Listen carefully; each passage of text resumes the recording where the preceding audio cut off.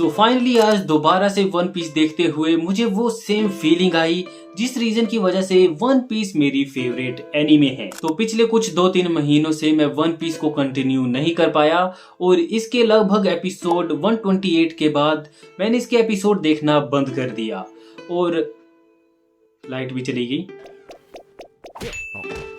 पर फाइनली मैंने one piece को दोबारा से कंटिन्यू किया और मुझे वो सेम फीलिंग हिट हुई जो मुझे तब हिट हुई थी जब मैंने ठान लिया था कि वन पीस मेरी फेवरेट एनीमे है। और स्पेशली हमें जो कुमा की बैक स्टोरी दिखाई है उसे देखने के बाद तो मैं क्या ही बोलूं। तो कुमा की बैक स्टोरी देखने से पहले मुझे थोड़े बहुत स्पॉइलर मिल गए थे कि कुमा की बैक स्टोरी बहुत ज्यादा सैड होगी और काफी ज्यादा इम्पैक्टफुल होने वाली है। पर जितना मैंने उन स्पॉइलर को देख के सोचा था कि कुमा की बैक स्टोरी सैड होगी, ये स्टोरी उससे भी ज्यादा इम्पैक्टफुल और उससे भी ज्यादा इमोशनल थी। और अभी अभी मैं जो कुमा की बैक स्टोरी जिस एपिसोड पे एंड होती है और फाइनली बोनी को ये सारी चीजें पता लगती हैं, वो वाला एपिसोड देख के आया हूँ। और तुम सोच सकते हो कि मेरे दिमाग में इस वक्त क्या कुछ चला हुआ है इस पूरी कुमा की बैक स्टोरी को लेकर। कुमा की पूरी लाइफ ट्रेजेडी से भरी रही। शुरुआत में उसके पेरेंट्स, उसके बाद जो सेलेस्टियल ड्रैगन्स ने किया उनके साथ, और इसके बाद स्पेशली जो कुछ भी गोड वैली में हुआ उसे देखने के बाद तो गवर्नमेंट के खिलाफ और जो स्पेशली जो सेलेस्टियल ड्रैगन हैं उनके खिलाफ हेट इतनी ज्यादा बढ़ चुकी है।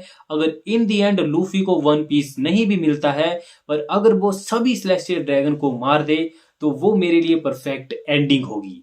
Yes, exactly. तो इसके बाद थोड़े टाइम तक कुमा की जो लाइफ है वो थोड़ी बहुत ठीक रहती है, पर उसके बाद तुम्हें पता ही है कि कुमा की पूरी लाइफ ट्रेजेडी से भरी रही है। तो उसके बाद जैसे ही जो बोनी वाली स्टोरी है वो चालू होती है, तो मैं पहले सोच रहा था कि कुमा ने जो अपनी ह्यूमैनिटी है उसे क्यों सैक्रिफाइस किया। तो मुझे ये स्पॉइलर नहीं पता थे, पर जब मुझे रियलाइज हुआ कि कुमा ने बोनी के लिए क्या कुछ किया है और इन दी एंड उसे क्या मिला, और जैसे जैसे ये स्टोरी अपने एंड के करीब आ रही थी, मैं बस यही चाहता था कि ओडा एक बार जो बोनी है और कुमा है उनको मिला दें और लास्ट बार गले मिल लें। पर मुझे पता था ऐसा नहीं होगा क्योंकि ये ओडा ने स्टोरी लिखी है तो ये सैड होने वाली है। तो गाइज ये वाला जो पार्ट है वो मैं आगे के 2-3 और एपिसोड देखने के बाद रिकॉर्ड कर रहा हूँ। जब जो कुमा है वो बोनी को बचाने के लिए आता है और फाइनली सैटर्न को एक पंच भी मारता है। इसके बाद हमें पता लगता है कि वेगापंक ने उसके अंदर जो सेल्फ डिस्ट्रक्शन वाला बटन था वो नहीं डाला था, इसकी जगह शट डाउन वाला डाला था। पर फिर भी उसकी जो विल थी, उसका जो लव था, उसकी वजह से वो फाइनली बोनी को बचाने के लिए आया। पर अभी जो करंटली वेगापंक और दूसरे स्ट्रो हैट हैं वो कुमा को अपने साथ ले गए हैं और आई डोंट थिंक उसके पास अभी कोई विल है। आई डोंट नो कुमा के साथ क्या होगा, क्या वो वापस आएगा या फिर नहीं। आई डोंट नो आगे क्या होगा, तो बताना मुझे कमेंट सेक्शन में। स्पॉइलर भी होंगे, कोई बात नहीं। So what's up guys, I am from future और वेगापंक की डेथ हो चुकी है। किजारू ने अपने फ्रेंड को मार डाला है, वो भी बहुत ज़्यादा दुखी है और आई थिंक वेगापंक की डेथ हो चुकी है। मुझे लगा था एगहेड के एंड में सभी मिलकर यहाँ से चले जाएंगे और वेगापंक भी उनके साथ होगा, पर अनफॉर्चुनेटली ओडा ने ऐसे नहीं होने दिया। मुझे नहीं लगता है कि किसी भी तरीके से अब वेगापंक जिंदा हो सकता है। उसका जो लास्ट मैसेज है वो पूरे वर्ल्ड को चेंज कर देगा। अभी तक तो हमें एपिसोड में देखने के लिए नहीं मिला है, पर वो जो वर्ल्ड है उसकी सच्चाई जल्द ही रिवील करने वाला है। तो मैं इसके आगे वाले एपिसोड के लिए काफ़ी ज़्यादा एक्साइटेड हूँ। और इसी स्टोरी में हमें एक और रीजन पता लगता है कि Y Oda is one of best author of all time.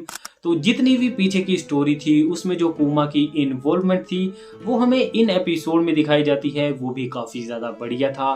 कुमा ने जितनी भी चीज़ें की लूफी के लिए, लूफी के क्रू के लिए, बोनी के लिए, और कुमा का जो सेक्रीफाइस है वो एंड तक याद रखा जाएगा। और आई डोंट नो कि कुमा एंड में मर गया है या फिर नहीं, क्योंकि लास्ट वाले एपिसोड देखना भी बचा है। आई होप जो वेगापंक है उसने कुमा के जो ब्रेन है उसमें थोड़ी बहुत मेमोरी रखी हो, पर मुझे लगता नहीं है ओडा ऐसा करेंगे। तो अभी मैं सीधे जाके इसके आगे के एपिसोड चेकआउट करने वाला हूँ। तो मैंने जैसे ही ये वाला एपिसोड देखा तो मैंने सोचा इसके बारे में एक बार बात कर लेते हैं, क्योंकि ये परफेक्शन है। अगर तुमने वन पीस नहीं देखी है और अगर तुम उसे ना ये कुमा की टोटल बैक स्टोरी दिखा दो तो वो बोलेगा कि ये वन ऑफ बेस्ट एनीमे है।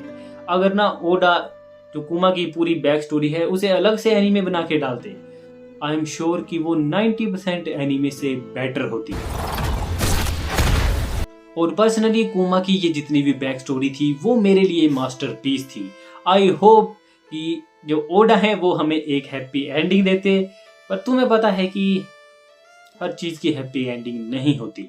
और एक और चीज के बारे में मैं बात करना भूल गया, फैंस बोलते हैं कि वन पीस की पेसिंग बहुत ज्यादा स्लो है, और पर्सनली ये जितने भी एपिसोड थे कुमा की बैक स्टोरी वाले उसकी पेसिंग मेरे लिए परफेक्ट थी। मुझे भी कहीं पर भी वो स्लो नहीं लगी, बिल्कुल भी फास्ट भी नहीं थी। वैसे वन पीस की पेसिंग फास्ट नहीं होती है, पर कहीं पर भी वो बिल्कुल भी स्लो फील नहीं होती है। आप कमेंट सेक्शन में जरूर बताना कि आपको ये कुमा की बैक स्टोरी कैसी लगी। तब तक के लिए आपको मिलता हूं मैं किसी और ऐसी वीडियो के साथ।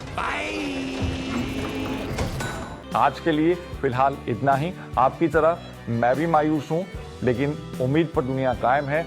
दिल दुखा है लेकिन टूटा तो नहीं है, और उम्मीद का दामन छूटा तो नहीं है।